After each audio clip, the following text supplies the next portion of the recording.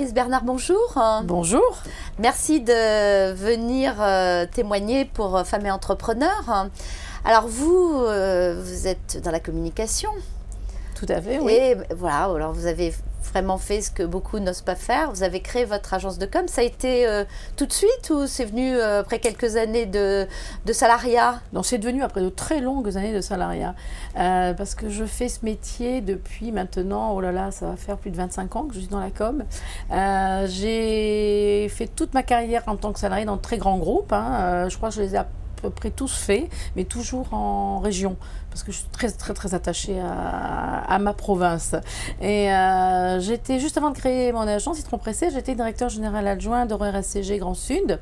Donc on était sur Bordeaux, Toulouse et Montpellier, une agence qui a compté à son heure de gloire jusqu'à 110 personnes.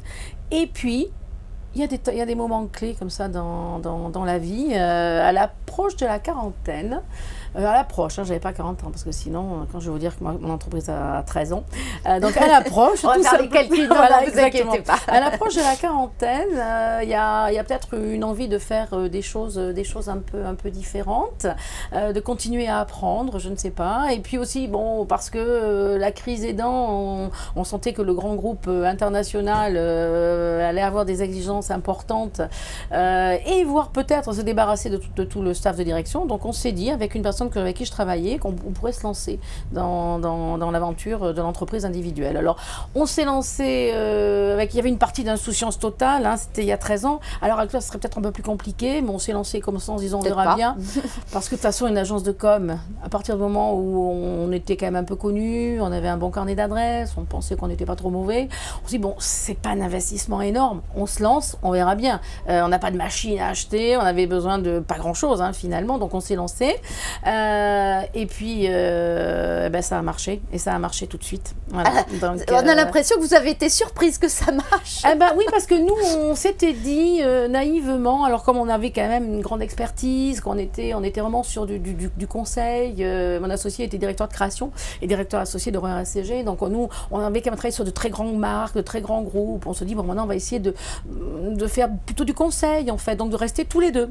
Et on a gagné très vite de très gros clients et on a été obligé de repartir dans finalement une structure d'agence qui ressemble totalement à ce qu'était avant à EuroRSCG. Aujourd'hui, j'ai 10 collaborateurs, on est une agence conseil, j'ai une structure création, une structure commerciale, donc j'ai refait. C'est une petite agence qui a tout d'une grande. Voilà, mais voilà. On a démarré très vite. On a gagné, on existe depuis 3 mois, on a gagné un budget France Télécom régional. Et comment, alors justement, parce que ça fait rêver sûrement toutes celles qui sont dans ce domaine et qui nous écoutent.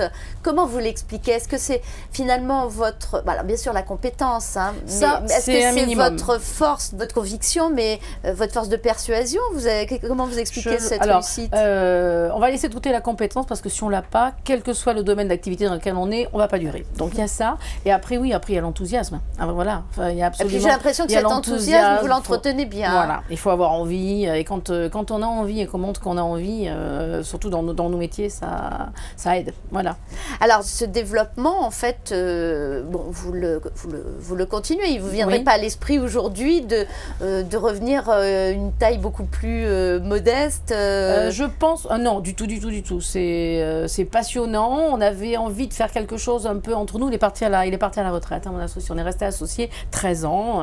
Voilà, donc maintenant je me retrouve toute seule à la tête de l'entreprise, mais c'est passionnant parce que j'ai un métier qui change, qui va à une vitesse phénoménale à l'heure actuelle, et je continue à apprendre plein de choses. Alors ce qui est pour certains justement une source d'inquiétude, parce que quand l'environnement change et qu'il est instable, souvent ça fait peur. Pour vous, je pense que c'est justement une... Moi, je trouve qu'il y a des opportunités.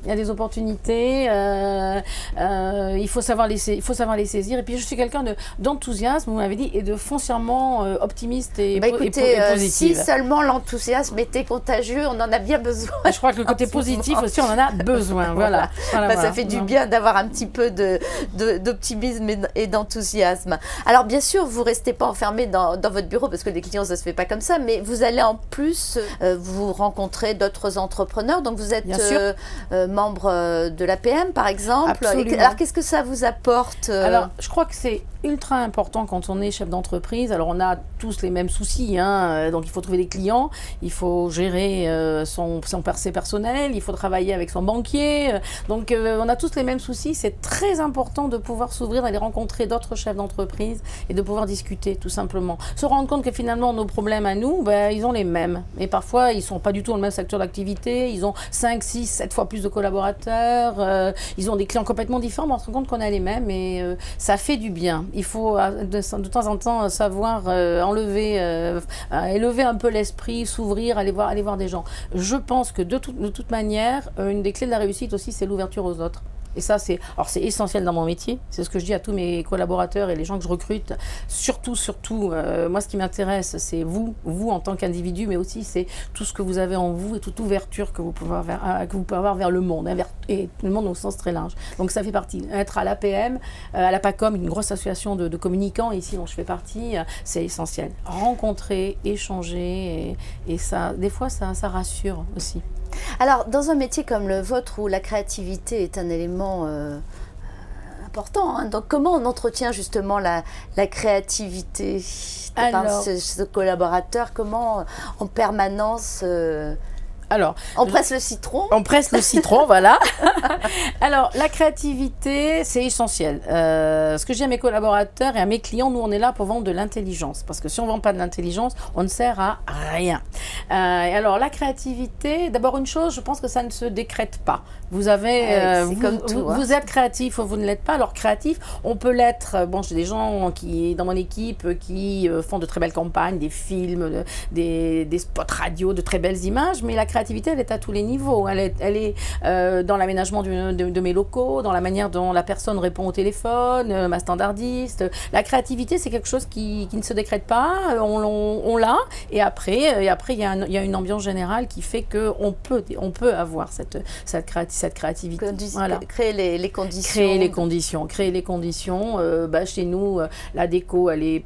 on est une agence de com, donc forcément, il y a une déco qui est un peu spécifique. Chez nous, Internet, c'est obligatoire d'y aller. Et Facebook aussi. Il faut quand même s'ouvrir. Il y a des journaux absolument partout à l'agence. Enfin, c'est des choses qui sont normales. Et je les pousse à sortir aussi. C'est hyper important d'aller voir les spectacles, de voyager. J'ai beaucoup de collaborateurs qui voyagent aussi. Voilà. Alors même, c'est un choix aussi. C'est la manière dont on recrute les gens aussi. Mais écoutez, vous avez un dernier message à faire passer ? Oui. Moi, je pense que l'entrepreneuriat, c'est pas uniquement une histoire de mecs, et qu'il y a beaucoup de femmes qui sont à la tête d'entreprises aussi, et de vraies entreprises, hein, pas simplement des consultants, parce que ça, c'est vrai qu'à l'heure actuelle, ça se fait beaucoup. C'est un pari, hein, c'est un risque de se lancer, mais quand on est tout seul, c'est pas la même chose que lorsqu'on est en entreprise. Donc moi, j'aimerais beaucoup que ces femmes qui sont vraiment chefs d'entreprise, qui ont une vie de famille par ailleurs, parce qu'aussi j'ai une fille, je suis mariée, je fais plein de choses en dehors de tout ça, qu'on puisse aussi leur donner la parole, quoi. Mais je suis ce que je fais tous les jours. C'est bien, merci Maïté. Et moi je suis assez sereine parce que je me rends compte que finalement il y a de plus en plus de femmes chefs d'entreprise. Par exemple, effectivement, je fais partie du réseau APM, ça fait 10 ans que je suis partie d'un club, je suis la seule femme depuis 10 ans. Alors c'est à la fois très agréable pour moi et pour ces messieurs aussi, mais je sais que les nouveaux clubs APM qui se créent, il y a de plus en plus de femmes. Oui. Donc les progrès se font. À nous d'y aller. Et il ne faut surtout pas nous mettre dans un ghetto. En fait, voilà, c'est un chef d'entreprise, c'est homme-femme. Voilà, surtout pas dans un ghetto. Voilà, et la société va avancer naturellement. Je suis complètement d'accord. Eh bien, merci Maryse. Je vous en prie. Et puis, bonne continuation. Merci. Surtout gardez votre enthousiasme et votre optimisme. Merci beaucoup.